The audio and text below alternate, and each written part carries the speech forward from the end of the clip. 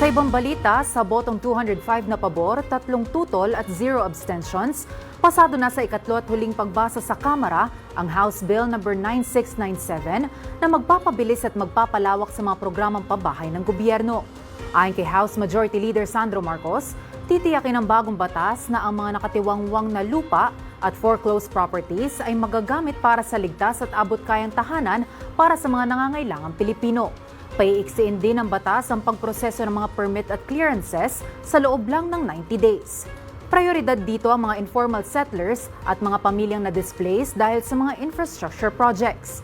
Obligado na rin ang mga subdivision developers na maglaan ng 15% ng kanilang proyekto sa socialized housing, habang 5% naman ang kailangan sa mga condominium developers. Ako po si Sofia Potenciano.